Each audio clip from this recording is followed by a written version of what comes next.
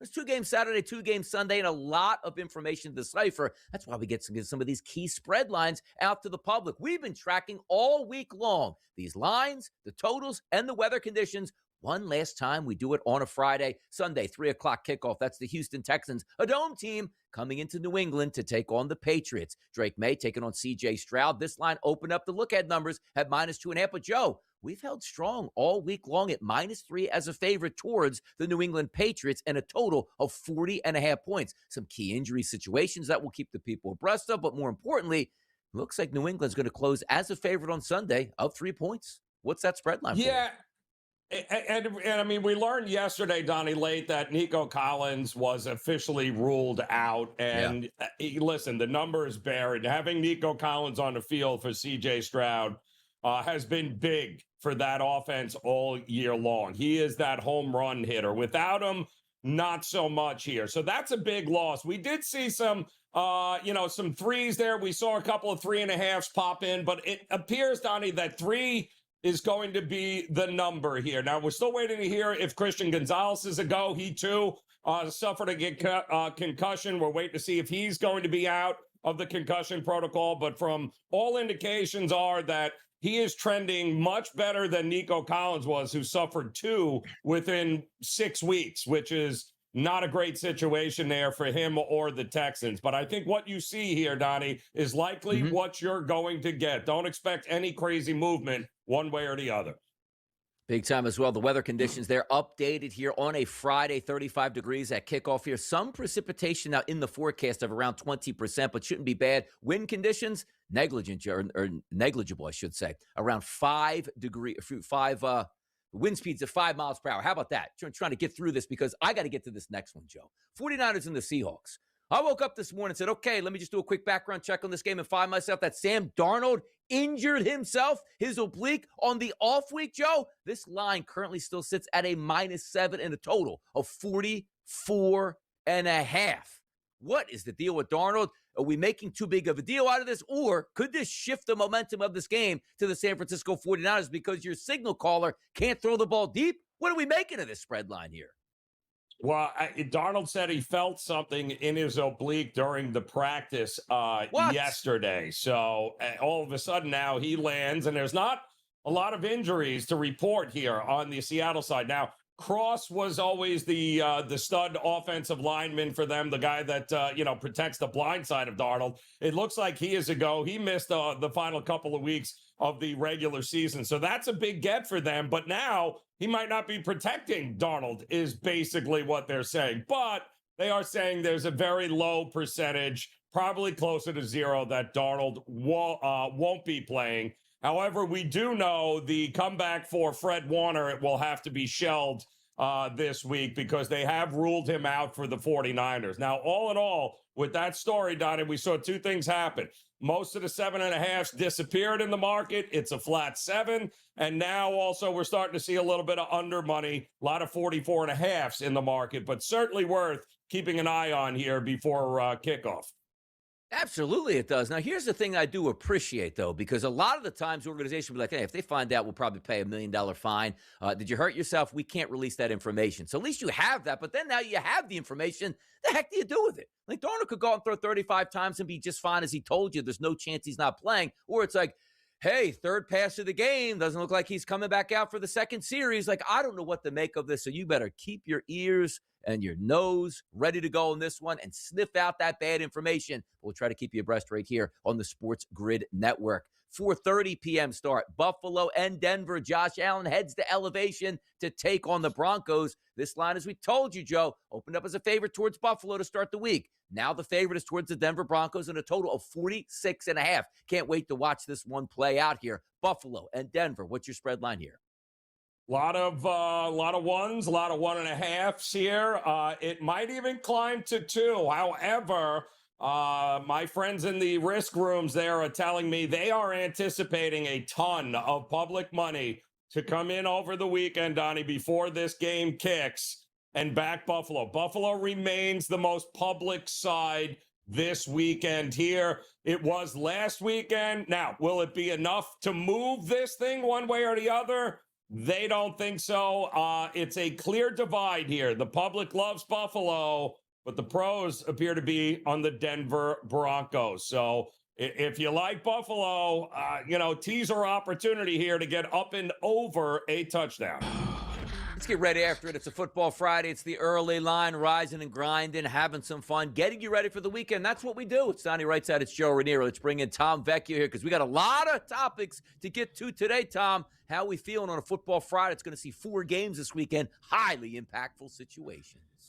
Yeah, I'm ready for it. We are in for 4 great games. These teams deserve to be here. There's a few news and notes with each of them. Yes. There's a little bit of weather. There's a little bit of injury concern. Sam Darnold popping up on the injury report yesterday, but everyone should be good to go. I think we're in for an awesome weekend, something that a lot of people consider the best weekend of football of the entire year.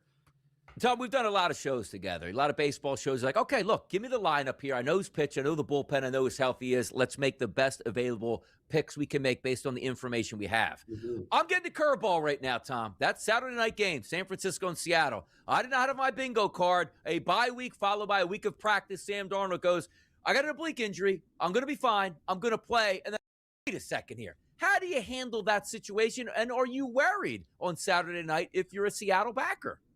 So I'm not a Seattle backer, and I wouldn't be worried if I was one. It's not as if he's a DNP and the oblique injury. Like, he's limited in practice. He is practicing. Also, the line hasn't crashed. Like, that's also a pretty good indication that he is expected to play, that we haven't seen any line movement. It's not as if this was, 6.5 when it opened, 7.5. It's still sitting at 7. If this dropped to 4.5, that would be the expectation that Drew Lock would be starting for Seattle, and that's not the case. So I'm not a Seattle backer, but if I was, I wouldn't be worried at this point. It's that whole game that leading up to it. Fred Warner's playing. He's not playing now. It's but they are getting Ricky Pearsall back. They are getting offensive linemen back.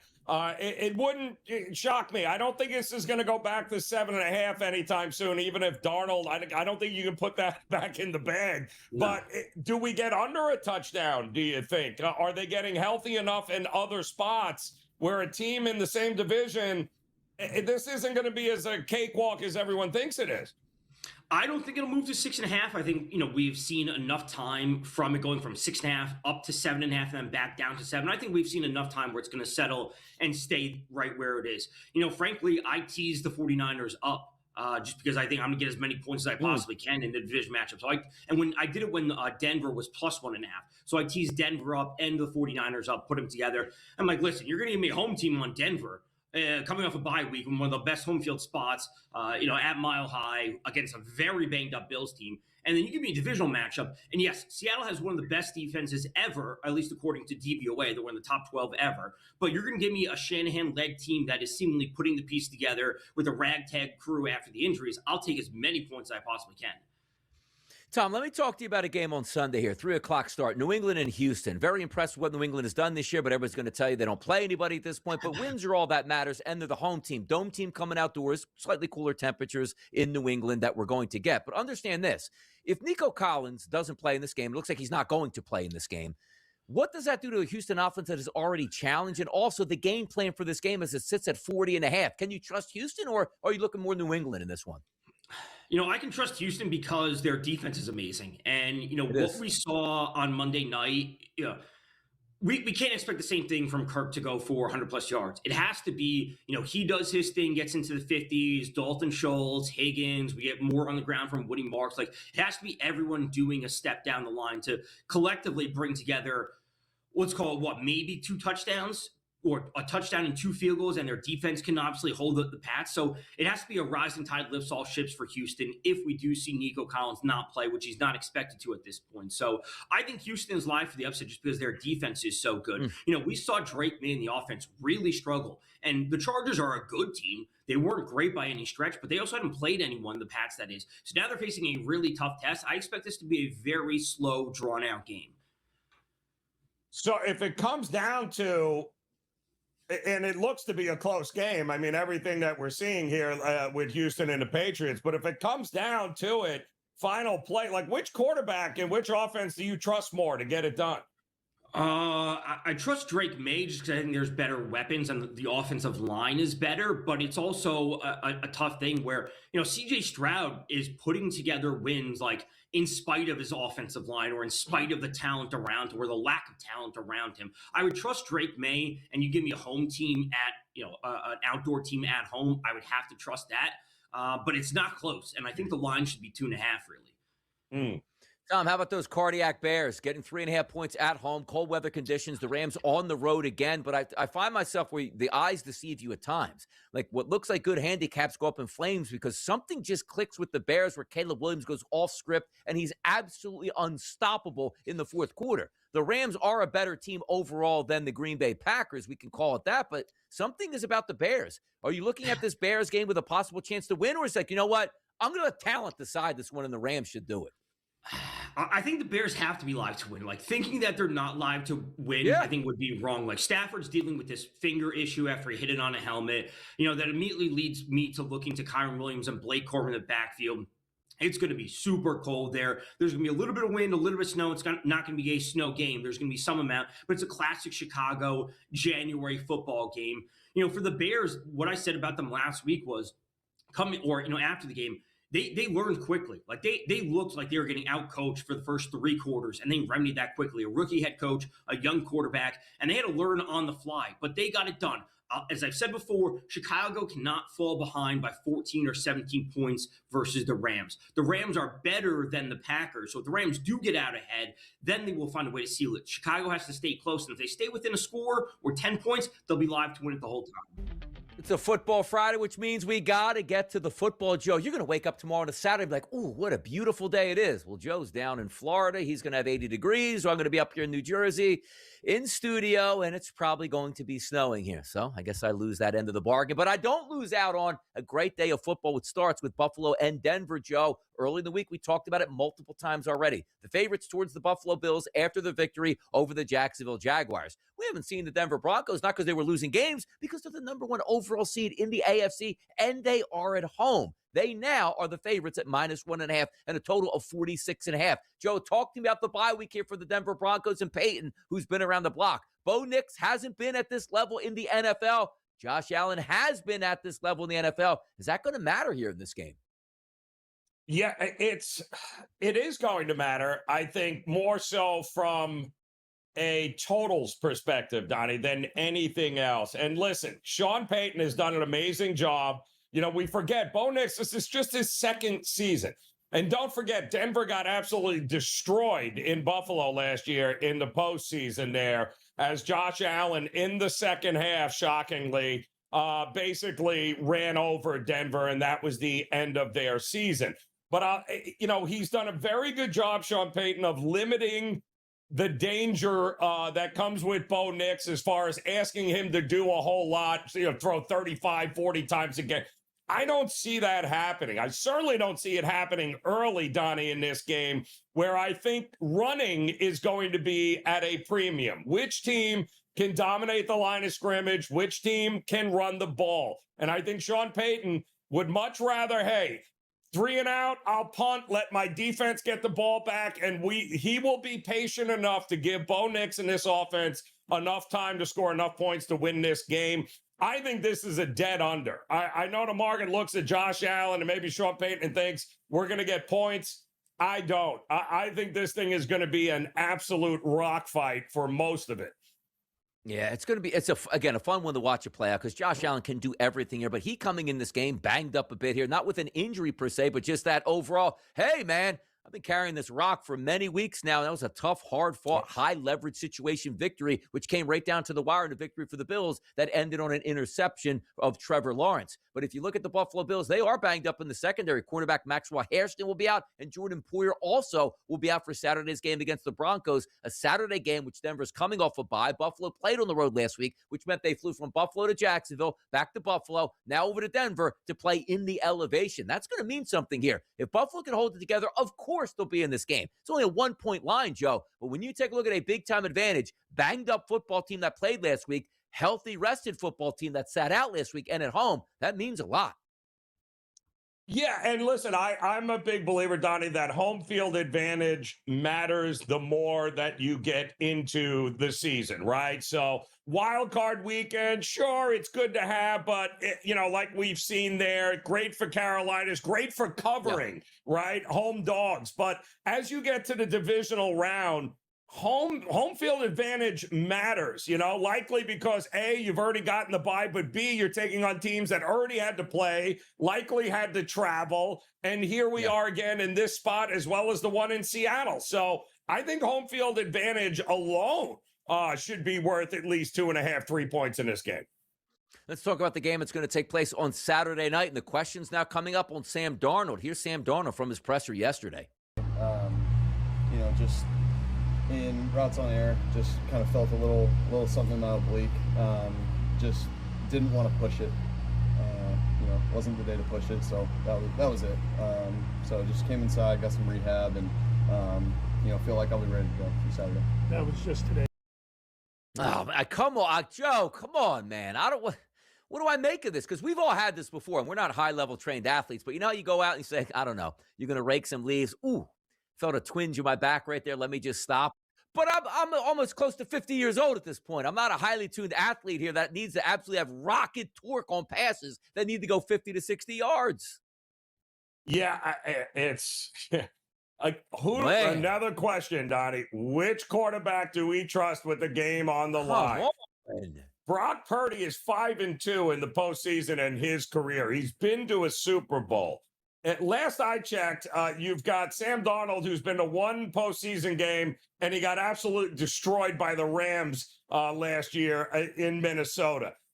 To me, if push comes to shove, it better be a blowout for Seattle, because if it is a one-score game, Donnie, and the ball's in Brock Purdy's hands, I'm going to trust him more than I ever would Sam Darnold. Passing prop for Darnold, 233.5. Do we have to watch pregame warmups to see if it's affecting him? Oh, maybe we do. But I'll tell you what you're going to do. Watch hour number 2 coming up next right here on the SportsGrid Network. Oh, those predictive markets, they are a lot of fun, and we do like to spend some time on the early line each and every Monday, Tuesday, Wednesday, Thursday, Friday, and tell you about some of those markets and the ways that you can invest your money to hopefully getting it out and get paid, as we like to say, Joe. The Cleveland football team, known as the Browns, Jimmy Haslam is their owner. They're trying to figure out who their next head coach is going to be. Certainly isn't Kevin Stefanski. They let him go. So who do they go to next? What if I would have told you it was another ski? Grant Udinski is the favorite at 38%. Offensive-minded guy, offensive coordinator, just had one in Kevin Stefanski. Joe, he's the leader in the clubhouse. Right behind him, Mike McDaniel, Mike LaFleur, not Matt LaFleur, and Jim Schwartz, a defensive coordinator here. I got some thoughts on this, but do you think Grant Udinski should be the favorite in the clubhouse for the Cleveland Browns? The question is whether if you're going to go defense, then you're keeping Schwartz, period. Correct. I mean, you got the best defensive player in the league, and, he just set the record for sacks. So I think Schwartz, if that's the direction you're going, is perfect. But if you're going to go offense, you're going to be hard. McDaniel's not going to take a job in Cleveland with no quarterback and no situation.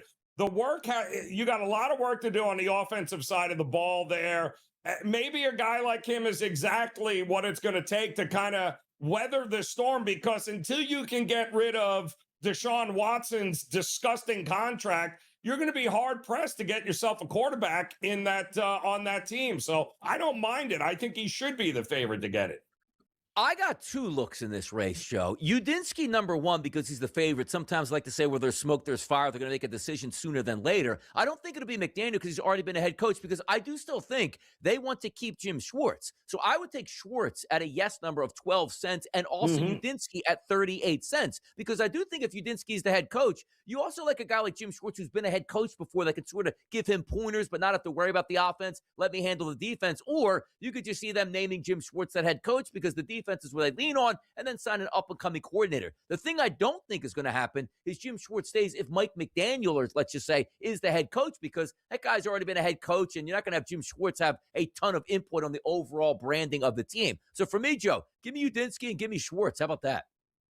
I agree with you. I think guys that have a history, guys that are familiar, it's a great defensive job, right? DC, but the owner already, Haslam's they love Jim Schwartz. They don't want him going anywhere. And that's why he wasn't let go when they were cleaning house with Stefanski. So yeah, I believe that one of those two guys has the inside track for sure. On the seventh day, God created football, meant to be played on Sundays. We got two games to be played on Sunday, one at 3 p.m. Eastern, one at 6:30 p.m. Eastern. Joe, let's take a look at the first one. It's the Houston Texans, a dome team on the road to take on the New England Patriots. C.J. Stroud, Drake May lace them up, two of the better young quarterbacks in the sport. A favorite for the New England Patriots at a -3, Joe, and a total of 40.5. But big news coming out from each side here. Your best wide receiver for the Texans, Nico Collins, he's probably not going. Your best cornerback for the New England Patriots, who also has a concussion, looks like he's going, Joe. That's big news in this football game.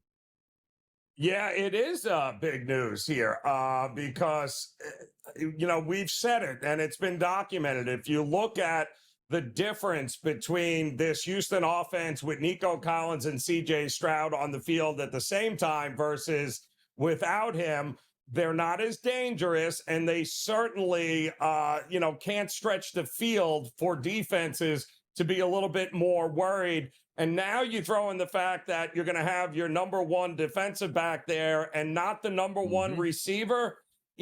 Nico Collins has been that security blanket for a while now for C.J. Stroud. Without him, this team is about 1.5 to 2 points worse, Donnie, with no Nico Collins. And that's not a great situation for him. All of this is leading to a lot of unders and a lot of under opportunities, I think, in this game, both in the prop market and certainly early in this game, maybe an under altogether, first quarter, first half. Joe, let's hear from Drake May on playoff experience here.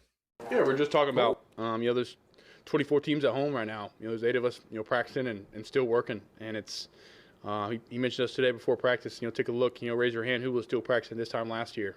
And I think, Milton was the only one. So it was pretty, just eye-opening to see, there's eight teams left, and it's a chance, an opportunity that we have to, play a home football game and home playoff game that matters at times when it matters most. So just kind of reflect on that and realize kind of opportunity we have, and at the same time, how much work we've done to get here and enjoy it. And at the same time, he just reminded us to take advantage of it and know that we got a chance. Drake May could pass for a 15-year-old looking at him right there, man. These young kids today, man, balling out early, Joe. Yep, that they are. And listen, it could not have gone better for him this year. Just another shining example of how coaching matters in the NFL, especially for young quarterbacks. I love, Joe, touchdown markets here where everything is plus money. Look at the leader of the clubhouse, Woody Marks, running back for the Houston Texans, plus 150 price. That's the cheapest price on the board. Look at the rest of these guys. Ramondre, 175. Hunter Henry, 195. Travion Henderson, 195. You got dollar bills out there, Joe. We'll get your touchdown attention here. Yeah, well, I think the tight ends are going to be interesting in this game. I think Dalton Schultz now with no Nico Collins going to be very active in this game. It's the one spot of this very underrated, by the way, New England defense who got, Milton back in the middle. They got their linebackers all back. This is, Spillane there, Milton Williams back. This is a very underrated New England defense. But the one thing they don't do well is cover tight end. So I think he's poised to have a pretty big game. And Hunter Henry, he's going to be the security blanket in the red zone. But keep in mind, Donnie, neither of these two teams offensively are great in the red zone. How about this next game, Joe? From the windy city of Chicago, the Los Angeles Rams taking on the Chicago Bears, a 3.5-point favorite, not for the higher-seeded team here, Chicago Bears. The lower-seeded team, Rams, they are the favorites at -3.5 and a total of 48.5. Latest weather predictions here, Joe. 20-degree temperatures, no precipitation in the forecast, and manageable winds here under 15 miles per hour. The Rams played last week, got a victory. Chicago played last week, got a victory here. I'm excited to see how this plays out. The Cardiac Bears, do they stand a chance to win outright in this game, Joe? Yeah. Well, it's funny too because the Bears signed C.J. Gardner-Johnson, right, to play nickel now in their secondary, which cracks me up because they're still awful. But I'll tell you this: Normally, when you get a team in the postseason, Donnie, that erases an 18-point halftime deficit against a division rival, the next game has been money for a letdown spot with that team. In fact, in the playoffs, I think teams in that situation who have had to come back from double-digit deficits against division rivals in the postseason, that next game, 1-14 against the number. The problem is they are playing in 2 degrees with the wind chill. And the Rams are not like the Vikings dome team. The Vikings, yes, they're a dome team, but they have to play a lot of games outdoors. They're used to it. Yeah. The Rams, you're thinking the Rams in 2 degrees, it makes it very difficult to give an edge one way or the other. We know the offense for Stafford and company are better, but can they execute in 2 degrees and 30 to 40 mile an hour wind gusts? That's what we're going to find out here. Yeah, by the way, Matthew Stafford, no cheap prices on his player prop for passing, Joe. 267.5, and also maybe some questions, because the one thing we do know, if you play a game in Miami in 75-degree temperatures, your hamstring's a little bit creaky there, you're able to work that out here. Or just getting loose is a little bit easier. Freezing cold temperatures, your finger doesn't feel that good on your throwing hand, maybe that comes into play at this point. But also, Joe, touchdown props for the Chicago Bears and the Los Angeles Rams. The 3 favorites on the board, all Rams players, Joe. Devontae Adams, Puka Nacua, and Kyren Williams. Of those 3, Kyren Williams, as you see on the graphic, the only plus money number. Puka and Devontae, minus money. The Bears, it's open season, man. Plus money across the board.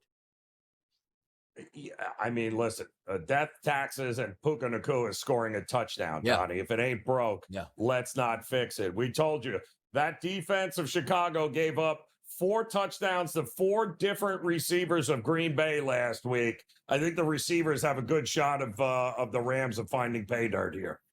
Yeah, I'm interested in this one, too. You take a look again at that total in this football game that sits around 48.5. Points are expected here in the Cardiac Bears. The one thing you can't do, Joe, and I guess maybe you can with the Bears, losing every single game until midway through the fourth quarter. We always say, sooner than later, that's going to bite you. It hasn't bitten them yet. I mean, heck, they were in their own building down 3 scores last week and still came back. Double digits with 6 minutes to go and still came back. But also understand this. You need teams to collapse in order to do that. I don't know if the Rams are going to collapse in this game, but a good football weekend up.